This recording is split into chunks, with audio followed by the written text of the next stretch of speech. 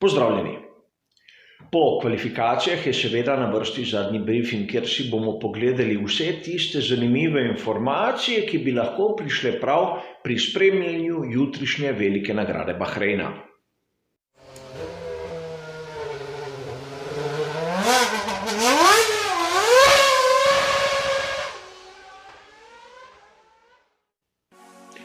Kot običajno bo ta zadnji briefing razdeljen na 3 ločene dele. V prvem delu se bomo pogovarjali o samih kvalifikacijah, kaj se je zanimivega zgodilo tam.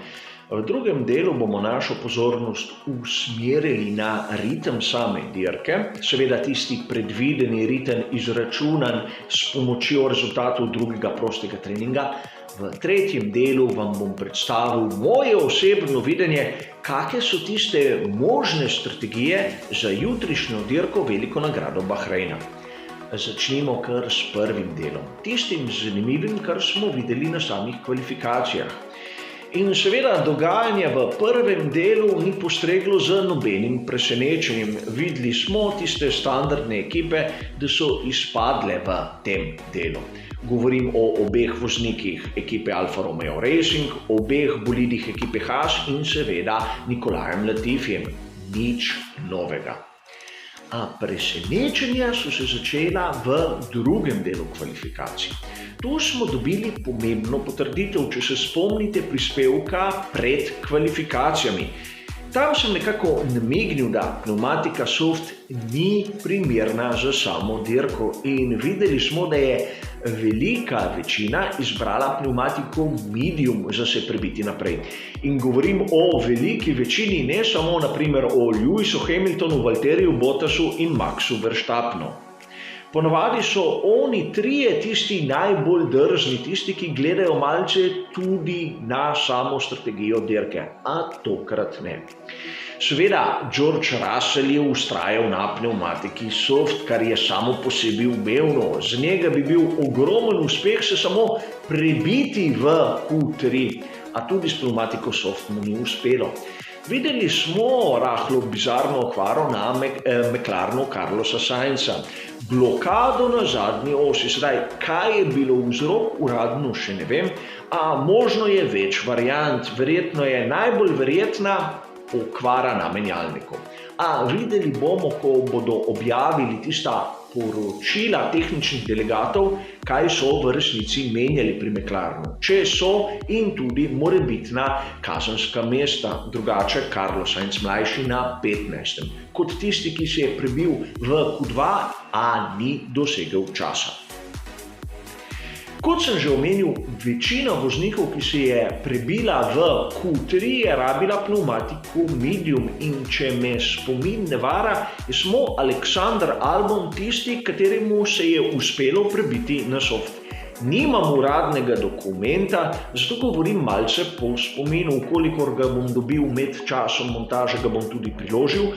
Drugače boste vse podatke dobili v tistih 25 minutah pred začetkom ogrevalnega kroga na našem prenosu v živo. A bistvo je bilo prebiti se na pneumatiki medium. To smo videli, da so razumeli tudi pri skuderiji Ferrari. A pri skuderiji Ferrari so imeli večji problem. Namreč, če pogledamo njihov čas Q1, praktično oba voznika sta imela malo da ne identičen čas, zaokroženo povedano, minuta 29 in 1 desetinka, no, ta čas pneumatiko soft je bil preslab, da bi se prebili v Q3. S tem, ko sta oba vztrajala na pneumatiki medium, v teoriji in tudi praksi nista imela možnosti, da bi komurkoli izmed njiju to uspelo.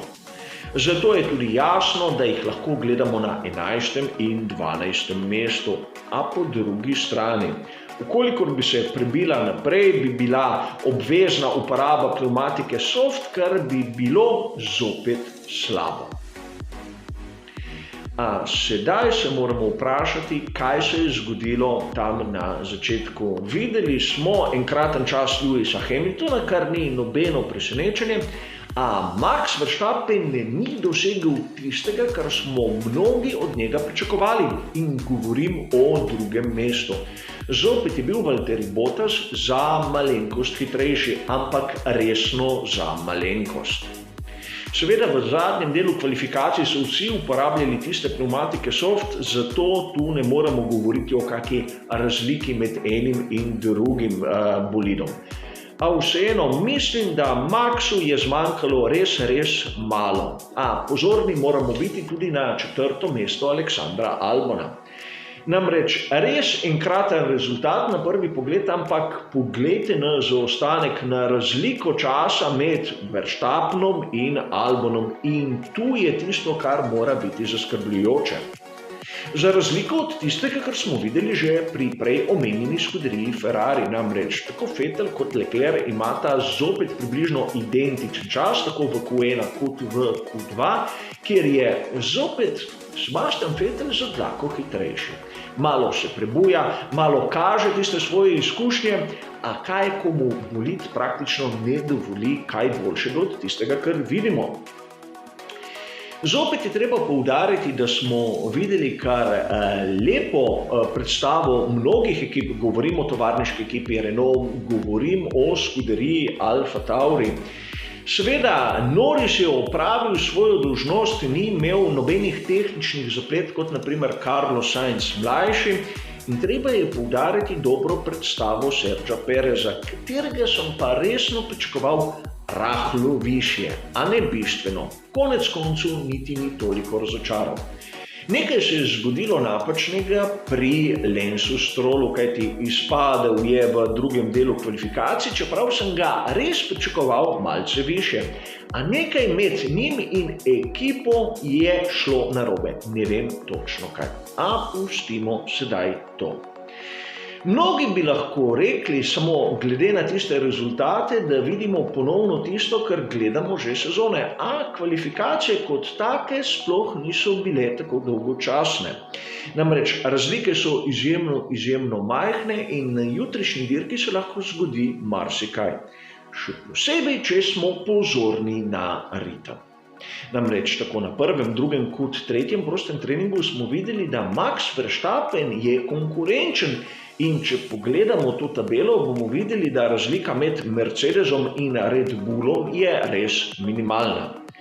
Sedaj ne pričakujem, da bo Alexander Albon konkurenčen, ampak Max Verstappen se lahko bori od prvega trenutka za drugo mesto. Za prvo mesto nisem sicer prepričan, a pustimo se presenetiti. Če pogledamo tiste zasledovalce, tiste standardne ekipe, bomo videli, da so zopet blizu eden drugemu in bomo lahko videli enkratne boje tudi za tiste pozicije malce v ozadju. Vidimo, da Ferrari ima zaostanek, kateri odraža nekako njihovo mesto na štartnem razporedu in če bosta tako Leclerc kot Vettel želela dobiti kaj več točk od tistega, kar jim bodo pomagali odstopiti drugih, se bosta morala izjemno potruditi in imeti enkratno strategijo. Proga v Bahreinu je bila sedaj med kvalifikacijami izjemno objektiven, ampak tudi izjemno krut pokazatelj razmerja moči. Namreč, če si predstavljamo, da je bil lani Ferrari tu najhitrejši in govorimo o rezultatih na papirju in da letos je upravičeno 6. sila, vidimo, kaj se je lahko zgodilo samo v eni sami sezoni. In mislim, da bo marsikateri navijač skuderije iskreno razočaral. A jutri se lahko zgodi marsikaj.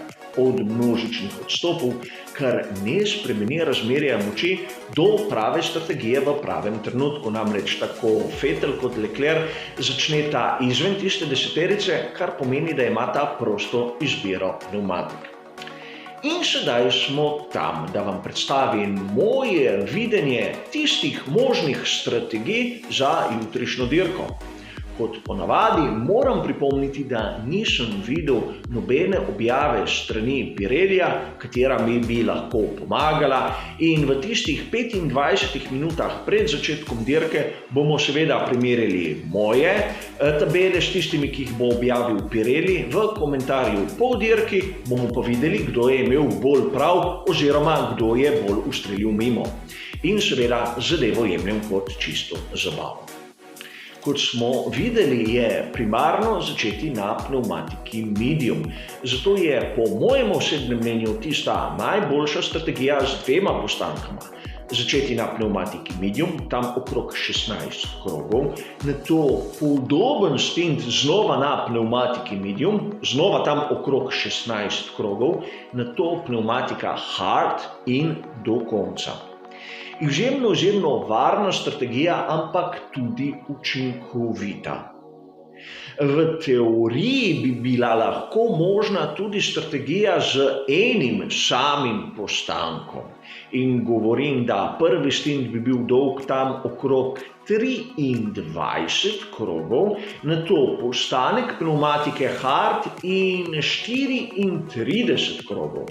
A dvomim, da je ta teoretična možnost izvedljiva v realnosti. Namreč lahko bi se zgodilo, da pnevmatike ne bi zdržale tako dolgih stintov. Seveda imamo tudi tretjo možnost, katera predvideva začeti na pnevmatiki soft. In pnevmatika soft po mojih predvidevanjih bi lahko zdržala tam okrog 10 krogov. Nato bi se voznik ustavil, nataknil pnevmatiko medium in z njo odpeljal naslednjih 20 krogov in nato 27 krogov na pnevmatiki hard. Na papirju lahko zgleda ta strategija hitrejša od tiste prve, a rad bi vas spomnil, da ta krajši prvi stint pomeni daljše stinte na ostalih trših pnevmatikah, kar pomeni bistveno počasnejšo vožnjo. In seveda tudi to bi se moralo poznati.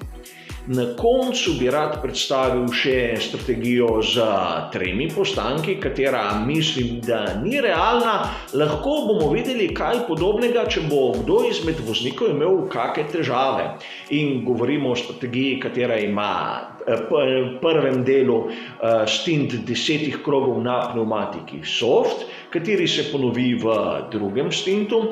Nato bi se ustavil, nataknil pnevmatiko medium za 18 krogov in na koncu zadnji stint ponovno na pnevmatiki medium 19 krogov. Seveda, pri vsaki izmed teh strategij se lahko stinti menjajo med seboj. Upam, da je to vsakomur jasno. In seveda, jutri bomo videli, koliko sem v resnici zadev z mojimi napovedi in seveda, kje sem se prekleto zmotil. A kar se tiče zadnjega briefinga, je to vse. Kot sem vam že omenil, z komentarjem v živo začnem jutri ob 14:45 na strani Badgers Way na Facebooku. Ogrevalni krog se bo pa začel ob 15:10. Vabljeni, da se mi pridružite kot ponavadi, kjer boste lahko prosto podali svoje komentarje, vprašanja in vse, kar vam bo v danem trenutku padlo na pamet. Še enkrat hvala za vašo pozornost in nasvidenje.